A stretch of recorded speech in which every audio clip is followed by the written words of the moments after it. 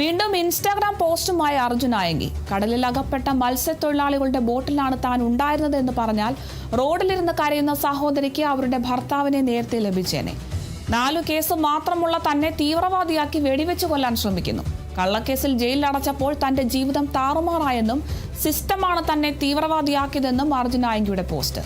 മദ്യലഹരിയിലോ മാനസിക രോഗിയായോ അല്ല താൻ പ്രതികരിച്ചത്. പൂർണ്ണ ബോധത്തോടെയാണ്. ചത്താലും ഭയപ്പെടില്ല, മുട്ടിന് വെടിവെച്ചാലും മുട്ടുകുത്തില്ലെന്നും പോസ്റ്റിൽ.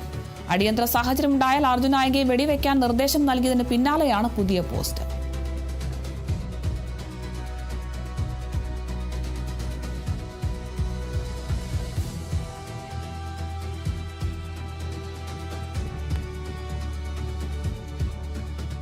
കോഴിക്കോട് താമരശ്ശേരിയിലെ ഫ്രഷ് കട്ട് അറവ് മാലിന്യ സംസ്കരണ പ്ലാന്റിനെതിരെയുള്ള പ്രദേശവാസികളുടെ പ്രതിഷേധം ഇന്നും തുടരും.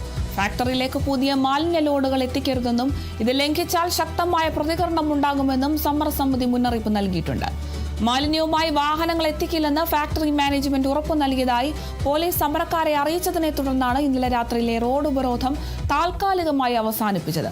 അതിനിടെ ജില്ലാ കളക്ടർ അടങ്ങുന്ന ഉദ്യോഗസ്ഥ സംഘം ഉടൻ തന്നെ ഫാക്ടറി സന്ദർശിച്ച് ഹൈക്കോടതിയിൽ റിപ്പോർട്ട് സമർപ്പിക്കും.